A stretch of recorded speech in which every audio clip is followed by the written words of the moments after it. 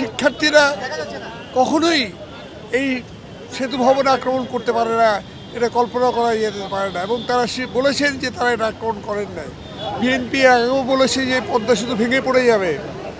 তারা চেষ্টা করেছিল পদ্মা সেতু ধ্বংসপ্রাপ্ত হবে, সেটা না পেরে তারা এখানে সেতু ভবনে আমাদের পদ্মা সেতুর সমস্ত নকশা থেকে শুরু করে যা কিছু ছিল সব কিছুকে ধ্বংসপ্রাপ্ত করেছে।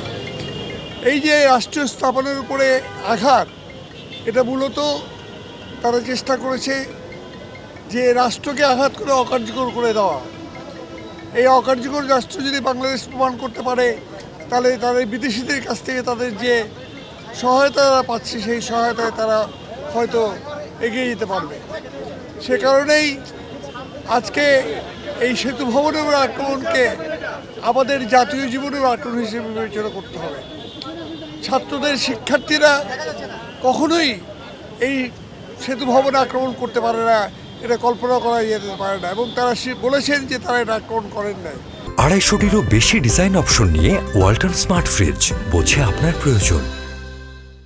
এটা স্পষ্ট যে জামাত শিবিরের প্রশিক্ষিত ক্যাডাররাই, যাদেরকে খুলনা, সাতক্ষীরা, রাজশাহী, চাঁপাইনবাবগঞ্জ, রংপুর থেকে ঢাকায় নিয়ে আসা হয়েছিল, তারাই পরিকল্পিতভাবে এই ধরনের প্রতিটি ধ্বংসযজ্ঞে তারা কাজ করেছে।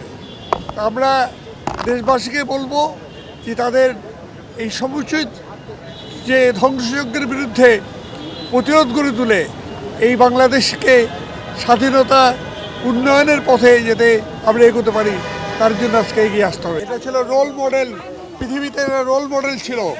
এই যে পায়া সাহেব, উনি মন্ত্রী ছিলেন, সেই সময় এই অঞ্চলে এই সমস্ত বিষয় তারা তৈরি করেছিলেন। এই দুর্যোগ ব্যবস্থাপনায় আমাদের কাছ থেকে অন্যরা শিক্ষা নিত। আর সেখানে আজকে আমাদের দুর্যোগ ব্যবস্থাপনায় একটা ঝড় যদি আসে এখন, যেটা হওয়ার সম্ভাবনা রয়েছে সামনে, একটা বন্যা যদি আসে, তাহলে আমরা কীভাবে মোকাবিলা করবো আমরা জানি না।